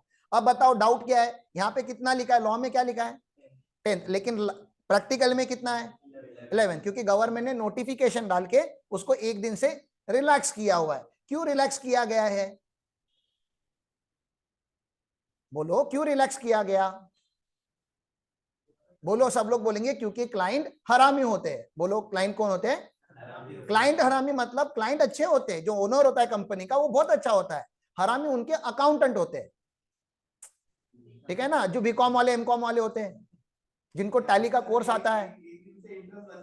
हाँ, तो ये लोग क्या करते हैं, ये लोग आपको डेटा 10 तारीख को ही देते हैं। अच्छा, इन्होंने तो लॉ रोज का पढ़ा नहीं है, उनको पता नहीं कि 11 तारीख हुई है, तो आपकी रिस्पॉन्सिबिलिटी, आप क्लाइंट को कभी भी या क्लाइंट के अकाउंटेंट को ये बताओ ही मत कि 11 की ड्यू डेट है, आप बता दो कि ड्यू डेट तो 10 तारीख है और 10 तारीख को पोर्टल नहीं चलेगा, आपको ये बताना है। तो सर अगर आप चाहते हो कि आपका R1 टाइम पे फाइल हो तो 9th is the due date for you. हाँ, फिर उसमें जो जेन्युइनली किसी का लेट होता है डेटा, कुछ रिकंसिलिएशन बाकी है, तो आप 11 तक खींच सकते हो, लेकिन आपको ट्राई करना है कि 10th को ही आप फाइलिंग कंप्लीट करो, क्योंकि ड्यू डेट अभी 11th है और लोगों को 10 तारीख की आदत हो चुकी है। तो जो पोर्टल पे जो बर्डन होता है, बहुत सारे लॉगिन होते हैं जिसकी वजह से पोर्टल क्रैश होता है, वो नहीं होने के लिए डेट एक्सटेंड किया गया, टेक्निकल ग्लिचेस की वजह से। कुछ दिनों के बाद क्या होगा, टेक्निकल ग्लिचेस नहीं आएंगे, क्योंकि जीएसटी पोर्टल स्मूथ हो जाएगा, लोग कंप्लायंट हो जाएंगे, लोग टाइम पे रिटर्न भरना चालू करेंगे, तब ड्यू डेट क्या होगी फिर से 10, क्योंकि ओरिजिनल ड्यू डेट क्या थी हमारी 10। अब यहाँ पे 13 किसके लिए लिखा गया है, QRMP के लिए लिखा गया है, क्योंकि ये क्वार्टरली बेसिस पे जाएगा। ओके, अप्रैल मई जून का कब जाएगा रिटर्न, अभी क्वार्टर खत्म हो रहा है ना, तो QRMP का कब जाएगा 13 जुलाई को जाएगा। ओके, तो याद रखो QRMP को भूल मत जाना। सर ये IFF क्या है, इनवॉइस फर्निशिंग फैसिलिटी है, वो बताता हूं जब QRMP की बात करूंगा, अभी मैं QRMP के ऊपर फोकस नहीं हूं, I am focusing only on regular वाला। तो बोलो रेगुलर वाले का R1 का डेटा समझ में आया आपको, ठीक है ना। सर फिर एक मन में सवाल ये आता है कि इनवॉइस वाइज डेटा अपलोड करना होता है क्या, सबसे पहला तो घटिया सवाल ये आता है मन में कि इनवॉइस अपलोड करने होते हैं क्या पोर्टल पे, क्या पोर्टल पे इनवॉइस स्कैन करके अपलोड करना होता है, जी नहीं करना होता। सर तो वो ई इनवॉइसिंग क्या आ गया है, उसकी बात बाद में हम इनवॉइसिंग चैप्टर में करेंगे, लेकिन कुछ बड़े एसएससीज का डायरेक्टली इनवॉइस बनता ही पोर्टल पे है। हम किधर भी पोर्टल, किधर भी टैली में इनवॉइस बना के अपलोड किधर नहीं करते, अपलोड नहीं करना है, लेकिन उसमें इनवॉइस में जो डेटा है वो डेटा पूरा का पूरा पोर्टल पे फर्निश करना होता है। सर तो क्या हर इनवॉइस का डिटेल देना पड़ता है, इनवॉइस वाइज डिटेल देना पड़ता है, यस आपको इनवॉइस वाइज डिटेल देना पड़ता है, लेकिन सर क्या कंसोलिडेट डिटेल भी डाला सकता है, कंसोलिडेट मतलब कंबाइन करके भी डिटेल डाला जा सकता है क्या, हाँ B2C रहेगा तो कंसोलिडेट, क्यों B2B का इनवॉइस वाइज मांग रहे हो और B2C का कंसोलिडेट क्यों मांग रहे हो, क्या रीजन है, B2B में क्या सामने देना है ITC, और B2C वाला क्या नहीं लेगा, ITC नहीं लेगा, ठीक है ना, क्योंकि B2C वाला कोई रिटर्न भरने नहीं वाला, कोई ITC नहीं लेने वाला, तो उसका अलग से इंफॉर्मेशन पोर्टल पे डाल के कोई भी मतलब नहीं है, तो उनका कंसोलिडेट जाता है। लेकिन गवर्नमेंट को चोर भी पकड़ने हैं ना, गवर्नमेंट को क्या पकड़ना है, चोर पकड़ने हैं। चोर रजिस्टर्ड होते हैं कि चोर अनरजिस्टर्ड होते हैं, अरे बोलो चोर रजिस्टर्ड होंगे कि अनरजिस्टर्ड होंगे, छोटे चोर अनरजिस्टर्ड होंगे ना। तो आपसे तो माल परचेस करते, बहुत बार आपको पता ही है कि वो लोग रजिस्टर्ड से माल परचेस करेंगे और दुकान में अपने बेचेंगे एज अनरजिस्टर्ड, मतलब वो लोग GST नहीं भरेंगे, तो आप जब उनका रिटर्न भरोगे, भले वो दुकान वाला ही है, वो B2B, आपको पता है कि वो इतने गुड्स को कंज्यूम नहीं करेगा, हेलो धनश्रीला, ओके धनश्रीला विकास बोलवते माहिती नाही बघ जरा. सो उसको पता ही है, आपको पता है कि अरे इसका दुकान है, ये कंज्यूमर नहीं है, ये बिजनेसमैन ही है. आप बोल भी रहे हो सर जीएसटी लेके दो ना मुझे, बोलता अरे नहीं रहने दो, अपने यहाँ पे कैश अभी भी चलता है. तो ऐसे चोरों को गवर्नमेंट को पकड़ना है. पकड़ना चाहिए कि नहीं? पकड़ना है कि जो धंधा तो कर रहे 20 लाख 40 लाख के ऊपर, लेकिन क्या नहीं किया अभी तक उन्होंने रजिस्ट्रेशन नहीं लिया. तो उसके लिए गवर्नमेंट ने लॉ क्या बनाया है, देखो अगर B2B सप्लाई होगा, B2B सप्लाई मतलब ITC पास ऑन होगा, तो इंट्रा स्टेट रहने दो या इंटर स्टेट रहने दो. इंटर स्टेट बोले तो IGST एक स्टेट से दूसरे स्टेट में, और इंटर स्टेट बोले इंट्रा स्टेट बोले तो C+S CGST HGST. इसका इनवॉइस वाइज डिटेल डालना ही पड़ेगा. कोई मॉनिटरी लिमिट है क्या? 50 रुपए का इनवॉइस होगा तो मत डालो, 40 रुपए का होगा तो 5 रुपए का इनवॉइस भी होगा तभी भी आपको इनवॉइस वाइज डिटेल ही अपलोड करना है. B2B में कोई चॉइस नहीं है. लेकिन B2C में गवर्नमेंट ने क्या बोला, देखो B2C ने गवर्नमेंट ने बोला अगर इंट्रा स्टेट है, विद इन द स्टेट है तो समरी डाल दो, समरी में डाल दो, पूरा का पूरा समरी में डाल दो. लेकिन अगर इंटर स्टेट है, इंटर स्टेट मतलब एक स्टेट से दूसरे स्टेट, अपने यहाँ पे महाराष्ट्र से कर्नाटका या महाराष्ट्र से गोवा सामान जा रहा है, ठीक है ना, और उसकी इनवॉइस वैल्यू कितनी है, मोर देन 2,50,000, ओहो मोर देन 2.5 लाख रुपए का माल कोई अपने स्टेट में आके लेके जा रहा है और रजिस्टर्ड नहीं है, चांसेस ज्यादा क्या है कि वो कौन है, फ्रॉड है, चोर है, जीएसटी नहीं भर रहा है, जीएसटी की चोरी कर रहा है. तो गवर्नमेंट क्या कर रहा है, उसकी डिटेल्स मांग रहा है, बोलता है उसकी इनवॉइस वाइज डिटेल दो, उसका एड्रेस, उसका पैन नंबर कुछ तो आपके पास होगा, उसका नाम पता जो भी है वो दे दो, इनवॉइस वाइज डिटेल अपलोड करनी पड़ती है.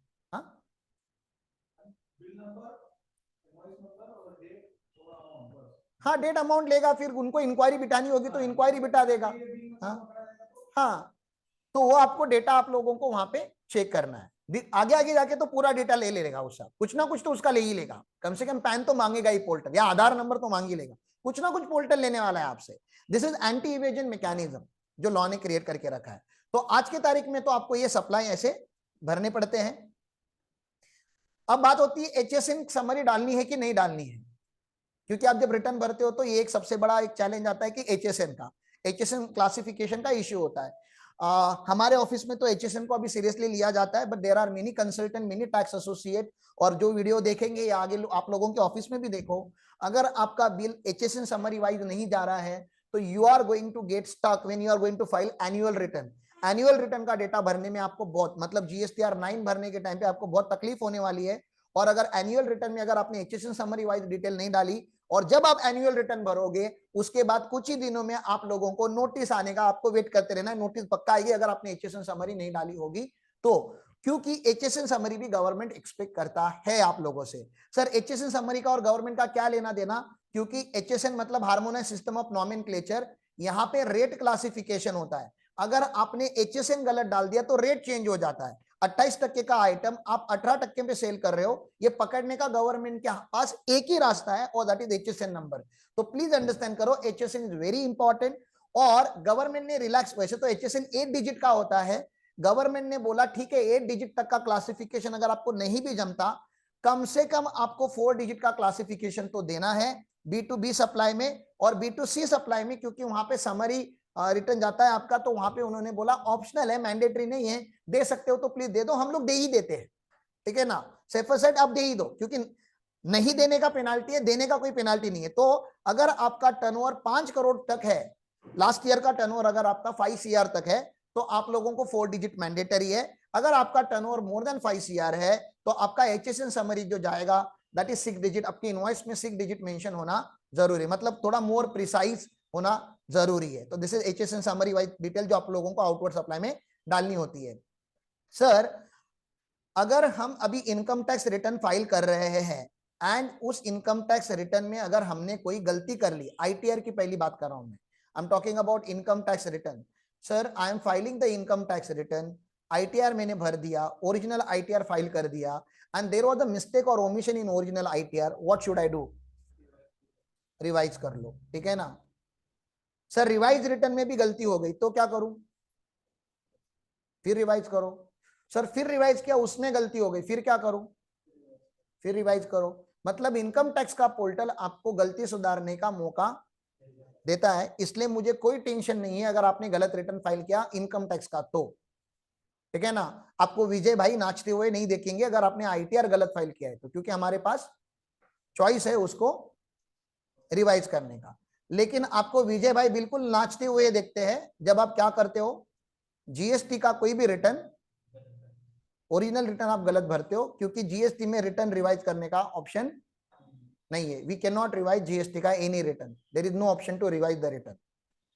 लेकिन सर फिर इस महीने में 25 बिल थे, 25 बिल थे, आई शोड ओनली 24 बिल, एक बिल रह गया सर शो करना। या आईजीएसटी का मैंने सर इंफॉर्मेशन अभी जैसे बताया इसने, एक इशू हमारे ऑफिस में हुआ था, ऑनलाइन के बच्चों को भी पता होना चाहिए। स्पेशल इकोनॉमिक जोन करके एरिया होता है महाराष्ट्र में ही, तो महाराष्ट्र का ही एक एरिया है स्पेशल इकोनॉमिक जोन, सेज करके होता है, आपको पता है special economic zone. Special economic zone बनाया गवर्नमेंट ने क्योंकि यहाँ से इंपोर्ट एक्सपोर्ट हो, ठीक है ना, इंपोर्ट एक्सपोर्ट को इंकरेज करने के लिए बनाया जाता है। तो स्टेट कोड होता है, महाराष्ट्र का स्टेट कोड 27 है। ओके, जब महाराष्ट्र का स्टेट कोड 27 है, सप्लायर का भी 27 है, सप्लायर भी महाराष्ट्र में है, और जो बायर है, ठीक है ना, जो रेसिपिएंट है वो भी महाराष्ट्र में ही है, तो दोनों महाराष्ट्र के ही है। तो उनके जीएसटी रजिस्ट्रेशन नंबर में 27 ही दिखेगा, स्टेट कोड 27 ही रहेगा। तो आपका सप्लायर सेज मतलब नॉर्मल सप्लायर ने सेज में सप्लाई किया लेकिन एक ही स्टेट में है, तो इसको इंट्रा स्टेट सप्लाई बोलते हैं कि इंटर स्टेट बोलते हैं। माल समझ रहा है ना, माल अंधेरी से खाली बैंड्रा में गया है समझो, ज्यादा दूर भी नहीं गया है, आप पुणे से मुंबई गया है तो एक ही स्टेट में, गाड़ी एक ही स्टेट में गई है, ट्रक एक ही स्टेट में गया हुआ है। ओके, लेकिन इसको इंट्रा स्टेट बोलेंगे कि इंटर स्टेट बोलेंगे, एक ही स्टेट का है इंट्रा ना, लेकिन ये डीम्ड इंटर स्टेट है। ये क्या है, डीम इंटर स्टेट है। क्यों, क्योंकि उसको उससे कस्टम्स का कनेक्शन है कुछ ना कुछ। तो अगर जब भी आप सेज को माल सप्लाई करते हो तो गवर्नमेंट उसको इंटर स्टेट बना के उसके ऊपर आईजीएसटी लेवी करने बोलता है। आप सीजीएसटी एचजीएसटी नहीं लगा सकते, ठीक है ना, लॉ है, कुछ उसके प्रोविजंस है, इसको डीम्ड इंटर स्टेट माना जाता है। तो ये आप लोगों को पता होना चाहिए। सर लेकिन गलती से मैंने सीजीएसटी एचजीएसटी भर दिया तो, अरे भर दिया तो वो सामने वाले को क्रेडिट नहीं मिलेगा ना। क्यों, क्योंकि उसको क्रेडिट खाली किसका मिलता है, ओनली आईजीएसटी का ही क्रेडिट मिलता है, उसको सीजीएसटी एचजीएसटी का क्रेडिट नहीं मिलने वाला है। तो आपने गलती किया, क्या करेंगे अभी, हाथ काट दे आप लोगों के, बोलो अमेंडमेंट करना है। सर रिवाइज करते हैं ना रिटर्न, रिटर्न रिवाइज नहीं होता सर, अमेंड करते हैं ना फिर अमेंडमेंट होता है। पिछले महीने की गलतियां अगले महीने सुधारी जा सकती है। तो सर मुझे बताओ, अभी आपका अप्रैल में जून पहले 3 महीने खत्म हो रहे क्लाइंट का, आपने ऑडिट किया, अप्रैल में गलती मिली या मई में गलती मिली या जून में गलती मिली, आप 3 क्वार्टरली ऑडिट खत्म करो अभी सारे क्लाइंट का। ये गलतियां कब सुधारोगे आप, अमेंड करना है आपको, अभी जुलाई में करोगे, जुलाई में नहीं किया अगस्त में कर सकते हो, बोलो सितंबर में कर सकते हो, अक्टूबर में कर सकते हो, नवंबर में कर सकते हो, दिसंबर में कर सकते हो, बोलो जनवरी में, फेब में, मार्च में। मार्च अभी फाइनेंशियल ईयर खत्म हो चुका है, फाइनेंशियल ईयर एंड हो चुका है, अब अप्रैल में कर सकते हैं, अगले साल का अप्रैल चालू हो गया, नेक्स्ट फाइनेंशियल ईयर चालू हो गया यहाँ पे, बोलो यहाँ पे अप्रैल में कर सकते हो, यस, ठीक है ना, मई में, यस, जून, जुलाई, अगस्त, सितंबर, अक्टूबर, अक्टूबर में आप कर सकते हो 20 तारीख के पहले। सितंबर का जो ड्यू डेट है, सितंबर का ड्यू डेट कौन सा है रिटर्न का, सितंबर का ड्यू डेट रे 3B का, बोलो 20th अक्टूबर। 20th अक्टूबर तक आप जो भी रिटर्न भरने हैं भर के उसमें क्या कर सकते हो, करेक्शन कर सकते हो। 20th अक्टूबर के बाद कुछ नहीं कर सकते। क्या अमेंडमेंट का 11 तारीख ड्यू डेट क्यों है साहब, क्यों 14 पे जीएसटीआर 1 नहीं जा सकता, 15 में भी जा, तो लेट जा सकता है ना, किस चीज की नोटिस आएगी, हाँ दिखाओ ना, अलाउड है, क्यों नहीं, हम लोग लिखेंगे, कौन बोला कि अलाउड नहीं है, अलाउड है, लेकिन बी लेटेड है, आपको पेनाल्टी आएगी, ये आएगी वो आएगी, लॉ बोलता है 20 तारीख तक आप लोगों को अलाउड है। अब कोई पागल है, किसी के सर पे खून सवार था, तो उसने क्या किया, जुलाई में जाके एनुअल रिटर्न भर दिया।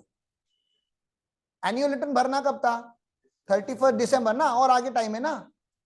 एनुअल रिटर्न भरना कब था? दिसंबर के महीने में भरना चाहिए। लेकिन कोई बोलता है मैं जल्दी जल्दी करके जाता हूं, मेरी एग्जाम है, अटेम्प्ट आ रही है नवंबर में, बाद में मेरे को बहुत छुट्टी नहीं देगा नवंबर में, तो एक काम करता हूं सारे रिटर्न पहले भर देता हूं, ठीक है ना। और किसी ने जुलाई में रिटर्न भर दिए सारे एनुअल रिटर्न, तो अभी अगस्त और सितंबर में लास्ट ईयर का डेटा अपडेट करने देगा क्या गवर्नमेंट? नहीं। क्यों? एनुअल रिटर्न चला गया ना। लास्ट कौन सा रिटर्न था जिसमें सब समराइज होना था? Annual return. तो उन्होंने बोला है ड्यू डेट ऑफ सितंबर और filing of annual return which ever is earlier. Logically annual return तो इसके बाद ही जाना चाहिए ना दोस्त। तो याद रखो हमारे ऑफिस में और बाकी किसी भी ऑफिस में एनुअल रिटर्न कुछ भी हो जाए, आप 20 अक्टूबर के पहले ना भरे, नहीं तो आपका रिवीजन मारने का, जो अमेंड करने का जो स्कोप है वो खत्म हो जाता है, ठीक है ना। तो प्लीज अंडरस्टैंड करो इस चीज को कि सर करेक्शन करना होगा या अमेंडमेंट करना होगा तो क्या करना होगा। तो जीएसटीआर 1 में अगर कोई भी गलती की होगी आपने, तो ये सब्सिक्वेंट जीएसटीआर सब्सिक्वेंट पीरियड के अमेंडमेंट टेबल में जाके आप लोग रेक्टिफिकेशन कर सकते हो, रेक्टिफिकेशन किया जा सकता है, ठीक है ना। अब इन्होंने यहाँ पे क्या किया, 30th day of November following the end of the financial year in which such details are pertaining. हाँ, अभी इन्होंने और इसको देखो, ये पहले क्या था, यहाँ पे देखो, सपोज जाने दो, यहाँ पे नहीं आते, यहाँ पे किधर तो ड्यू डेट लिखा होगा,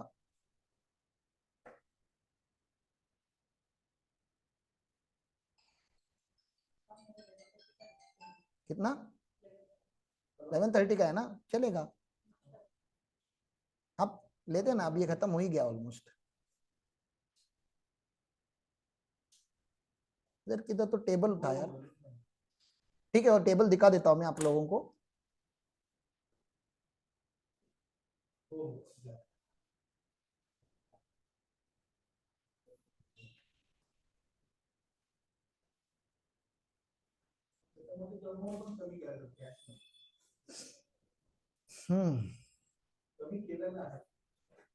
कहां तक आ गया था मैं? सर नील रिटर्न भर सकते हैं, तो नील रिटर्न भी भरना है आप लोगों को, नील रिटर्न भी भरना मैंडेटरी है। अब उन्होंने बोला कि एसएमएस के थ्रू वगैरह भरा जाता है, आई डोंट थिंक सो कोई एसएमएस के थ्रू नील रिटर्न भरता है, लेकिन there is a facility for filing the SMS के थ्रू आल्सो।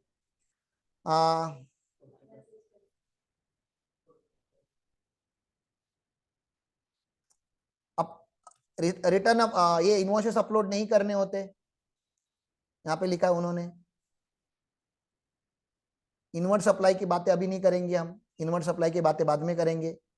लेकिन मैंने क्या बोला, जीएसटीआर 2A क्या होता है, आप इतना तो याद रखो, जीएसटीआर 2A क्या होता है, रियल टाइम बेसिस पे अपडेट होता है, इसलिए जीएसटीआर 2A को हम ज्यादा इंपॉर्टेंस नहीं देते, वो कंटिन्यूअसली चेंज होते रहता है, तो ज्यादा अपने को किसको फोकस करना होता है, 2B को, क्योंकि वो स्टैटिक होता है, और ये जनरेट कब होता है, 14 पे, ये दिख रहा है आपको, जनरेटेड ऑन 14, ठीक है ना, ये 14 पे आपको जनरेट करके मिलेगा, क्वार्टरली होगा तो ये उसके क्वार्टरली डेट से।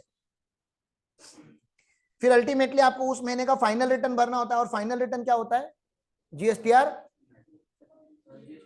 3B, और कौन से सेक्शन में जाता है वो, सेक्शन 39। इसका ड्यू डेट क्या है, बोलो, 20th ऑफ फॉलोइंग मंथ, ठीक है ना। लेकिन क्यूआरएमपी वालों का डेट क्या है, किसी का 22nd है और किसी का 24th है, ये क्यूआरएमपी वालों का, ये क्वार्टरली बेसिस पे होता है, लेकिन मेन ड्यू डेट कौन सा है आपका, 20th है, ठीक है ना। तो ये मंथली पे, ये क्यूआरएमपी की बात अभी नहीं कर रहे हम, अगले लेक्चर में करेंगे, करना होगा तो क्यूआरएमपी स्कीम ही अलग अगले लेक्चर में हम करेंगे, क्यूआरएमपी करने से पहले कंपोजिशन करेंगे, ठीक है ना। सर 3B भी नील होगा तो भरना पड़ता है क्या? अब इसमें लास्ट अपने ऑफिस में क्या हो गया, कंफ्यूजन क्या हो गया, नील 3B, नील 3B का मतलब क्या होता है, नील 3B मतलब कोई भी डेटा नहीं डालना है आपको, डेटा ही नहीं है उसमें, ठीक है ना। कुछ लोग बोलते हैं नील 3B मतलब आईटीसी है, आईटीसी लाइबिलिटी भी है और आईटीसी भी है, 1 लाख का लाइबिलिटी है और 1,20,000 का आईटीसी है, तो इसको नील रिटर्न बोलेंगे क्या? नहीं, इसको कौन सा रिटर्न बोलेंगे, विदाउट पेमेंट वाला, इसका नाम क्या रखेंगे हम, विदाउट पेमेंट वाला, मतलब पेमेंट नहीं करना है लेकिन रिटर्न नील नहीं है, रिटर्न में डेटा जाएगा, सागर साहब ने भर दिए थे नील रिटर्न, ठीक है ना। तो याद रखो जरा, वैसा कांड मत करो प्लीज। और क्या है, ये कंपोजिशन की बातें है, यहाँ पे समरी है।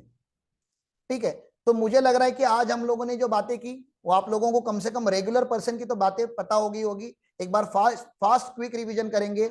रेगुलर टैक्स पेयर के कंप्लायंसेस बताओ, रेगुलर वाले, रेगुलर मतलब नॉर्मल एसएससी का, ठीक है ना। मेजोरिटी ऑफ हमारे क्लाइंट्स क्या है, नॉर्मल एसएससी है। बताओ हर महीने क्या करेंगे उसका, पहले तो सबसे पहले हर महीने क्या करेंगे, टैली मेंटेन करेंगे। हाँ, कुछ मेडिकल वाले, फार्मास्यूटिकल वाले, उनका अपना कुछ ना कुछ सॉफ्टवेयर है, उनका डेटा सॉफ्टवेयर के थ्रू आएगा, तो टैली मेंटेन होना जरूरी है। टैली महीने के महीने, उस महीने के एंड के पहले, बताओ कौन से तारीख के पहले टैली खत्म हो जाना चाहिए लास्ट महीने का। अभी जून का मंथ चालू है, तो जून महीने का टैली कब तक खत्म होना चाहिए, बोलो, अगले महीने के 5 जुलाई। सर 5 जुलाई क्यों, ड्यू डेट तो 11 तारीख है ना। पहले तो पागल 7 तारीख को टीडीएस का भी ड्यू डेट जाता है, तो टीडीएस एप्लीकेबल होगा कि नहीं होगा वो भी चेक करना है। तो आप लोगों को एक एस्टिमेटेड बेसिस पे उसको बताना होता है कि पूरे महीने में उसके कंप्लायंसेस क्या क्या है। तो जब हम समराइज करेंगे तो बताऊंगा टीडीएस की भी बातें करनी पड़ेगी हमें, R1 की भी बातें करनी पड़ेगी, 3V की बातें भी करनी पड़ेगी, उसके महीने के आपको पीटी पीएफ अगर एप्लीकेबल होगा वो भी चेक करना पड़ेगा। एडवांस टैक्स की ड्यू डेट आई रहेगी तो एडवांस टैक्स देखना पड़ेगा। टीडीएस की क्वार्टरली रिटर्न आएगा तो क्वार्टरली रिटर्न की बात, अभी टीडीएस का Q1 खत्म होने वाला है तो उसका भी क्वार्टरली रिटर्न जाना चाहिए अगले महीने में 31 जुलाई पे।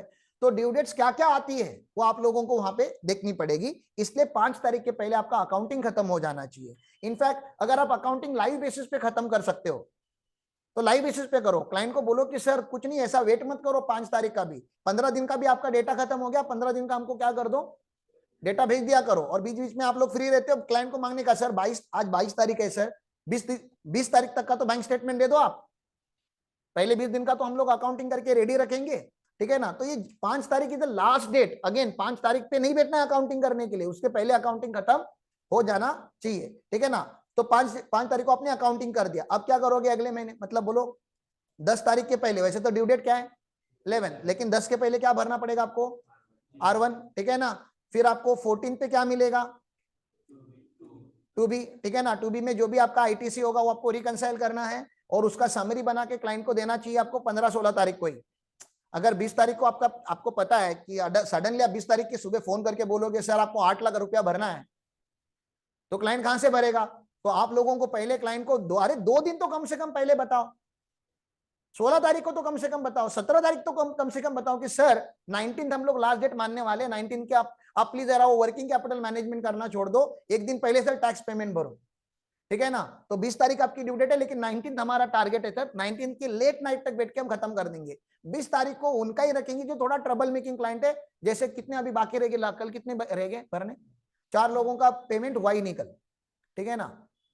तो ये थोड़ा अपना होता है, क्लाइंट थोड़े होते हैं, पैसे की बातें होती है, कुछ नहीं किया जा सकता, लेकिन उनको बोलना है सर ये जीएसटी का पंगा मत लो, जीएसटी में 18% का सर इंटरेस्ट रेट चलता है, आपने बैंक में एफडी बना के रखा है 6% पे, वो एफडी तोड़ो और चुपचाप जीएसटी भरो यहाँ पे, ठीक है ना। या तो लोन लेके भरो, लोन भी 12% पे मिल जाता है, यहाँ पे आप 18% की मत करो। और ये मत समझो कि इंटरेस्ट है खाली, आपको लेट फाइलिंग फी भी लग रही है और कल आप विलफुल डिफॉल्टर करके आपके ऊपर पेनाल्टी भी लग सकती है और ओवरऑल आपका नाम खराब हो रहा है जीएसटी पोर्टल पे, आपकी प्रोफाइल खराब हो रही है। तो क्लाइंट को थोड़ा डरा के रखो, ठीक है ना। तो ये हो गया 2B, उसका भर दिया आपने। अब क्या करेंगे, ऐसे हर महीने करते जाएंगे, हर महीने R1 जाएगा, 2B का रिकंसिलेशन होगा और 3B फाइल होगा, ऐसा पूरे साल में करते रहेंगे। Debit note credit note issue किया होगा तो वो भी पंच करना पड़ेगा, एग्जम्प्टेड सेल्स होगा तो वो भी पंच करना होगा, एक्सपोर्ट होगा तो वो भी पंच करना पड़ेगा, सेल्स रिटर्न हुआ रहेगा वो भी पंच करना पड़ेगा, प्रीवियस पीरियड के अमेंडमेंट्स होंगे वो भी करने पड़ेंगे। तो R1 आपको बहुत अच्छे से सीखना है प्रैक्टिकल लेवल पे, वो आपको विजय भाई सिखाएंगे, हम जो सॉफ्टवेयर के थ्रू बनाते, मैंने तो आज लॉ पढ़ा दिया आपको, अभी अगले लेक्चर में आपकी रिस्पॉन्सिबिलिटी कि विजय भाई से समझो आप कि प्रैक्टिकली हम सॉफ्टवेयर के थ्रू कैसे टैली और सॉफ्टवेयर का इंटीग्रेशन कैसे हम करके पोर्टल तक कैसे जाते हैं। तो ऐसे जैसे आज आप बैठे हो उस वैसे ही कम से कम 10 क्लाइंट, अलग अलग क्लाइंट का आप, सर विजय सर आपका दोनों का रिस्पॉन्सिबिलिटी है, कम से कम 10 क्लाइंट का आप उनको रिटर्न भर के दिखाओ कि देखो टैली में से डेटा ऐसे एक्सपोर्ट होता है, जेसॉन फाइल जनरेट होता है, जो भी है आप लोगों का जो भी फॉर्मेलिटी हो आप उनको करके दिखाओगे, वो आप लोगों की जिम्मेदारी है, ठीक है ना। ये हो गया पूरे साल भर का। अब क्या खत्म हो गया जीएसटी कंप्लायंस इस साल का, नहीं, फाइनलाइजेशन के टाइम पे बहुत सारे वेरिएशंस आते हैं, रिकंसिलेशन करना पड़ता है, टर्नओवर रिकंसिलेशन बोलते हैं। टर्नओवर रिकंसिलेशन मतलब जो इनकम टैक्स में टर्नओवर जाना है और जो जीएसटी में टर्नओवर दिख रहा है उसका क्या होना चाहिए, रिकंसिलेशन होना चाहिए। तो उसमें अगर कुछ गैप है तो आपको फटाफट अमेंडमेंट मार के और रिकंसिलेशन करना पड़ेगा। और उसका रिटर्न जो भरोगे वो क्या होगा, जीएसटीआर 9। जीएसटीआर 9 क्या नाम है उसका, एनुअल रिटर्न। कब भरा जाता है, 31 दिसंबर में भरा जाता है। पेमेंट का चैप्टर अलग है, पेमेंट कैसे करते मैं बाद में पढ़ाऊंगा, इनवॉइसेस कैसे जनरेट होते उसका चैप्टर अलग है। तो मैंने आज आपको खाली क्या पढ़ाया, मेनली हमारा टाइम किसमें गया, R1 समझने में, ठीक है ना। नेक्स्ट लेक्चर में हम क्यूआरएमपी पढ़ेंगे, कंपोजिशन एंड क्यूआरएमपी पढ़ेंगे, तो रिटर्न का चैप्टर मेरा खत्म हो जाएगा नेक्स्ट लेक्चर में, ठीक है ना। एक बार रिटर्न का हो जाता है तो फिर पेमेंट कैसे करते हैं मैं पेमेंट करके दिखाऊंगा, और इनवॉइसेस कैसे रेज होते हैं, इनवॉइसेस और ई वे बिल भी आपको सिखाया जाएगा। हम रिवर्स आ रहे हैं, जीएसटी लॉ हम स्टार्टिंग से नहीं पढ़ रहे, हम उल्टा पढ़ रहे हैं। जीएसटी लॉ जो ऑफिस में काम होता है वो आपको करने आ रहा है। कुछ डाउट होगा तो आप प्लीज कभी भी आप मुझे पूछो, हमारी टीम को पूछो। Thank you for the day.